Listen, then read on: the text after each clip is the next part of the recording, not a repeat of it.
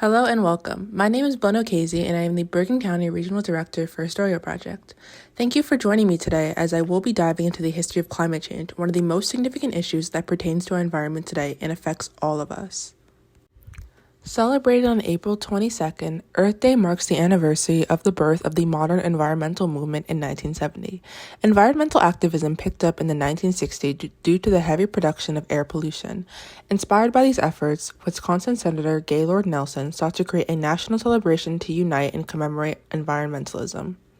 Senator Nelson recruited the help of activist Dennis Hayes to organize campus teach-ins, choosing April 22nd to maximize student participation as it conveniently fell between spring break and final exams.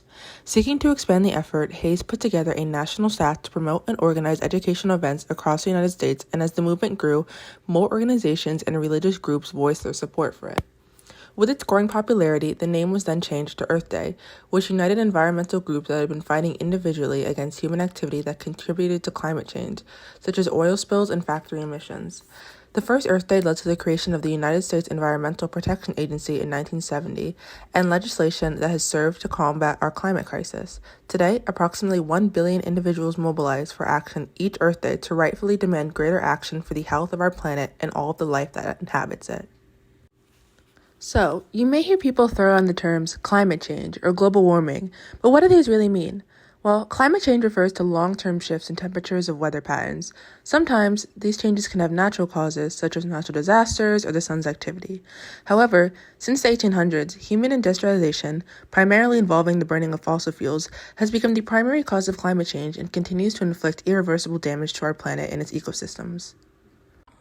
The burning of fossil fuels generates greenhouse gases such as carbon dioxide and methane, which act like a blanket that insulates the Earth, trapping the sun's heat and raising global temperatures. These greenhouse gases are emitted when people use gasoline to drive cars or when factories burn coal to operate. The rise in Earth's temperature due to climate change is what people refer to as global warming.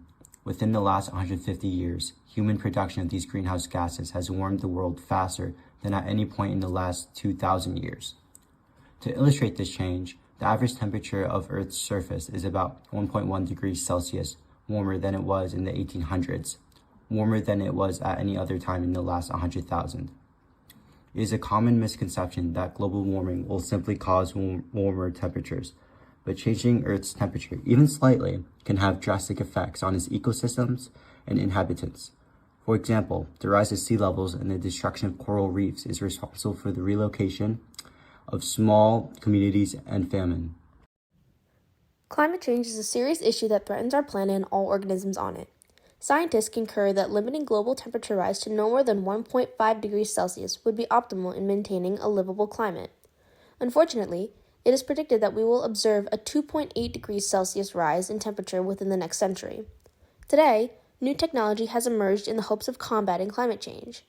Recently, there has been an increase in the popularity of electric cars, such as Teslas, which do not emit carbon dioxide into our atmosphere. Many car companies have developed electric models, a helpful step in reducing our greenhouse gas emissions. Alongside the efforts of large companies, changes in our own households are crucial to curbing climate change. In many American households today, solar panels are used to power electricity. Even just as an individual, there are various things to be done that can help our planet and stop our ongoing climate crisis. For example, carpooling with friends or traveling via public transit works to reduce carbon dioxide emissions from vehicles. However, it is also important to acknowledge that the solution to this issue does not completely lie in our hands. Make sure to email or contact your government representatives and let them know that you are passionate about taking action to save our planet.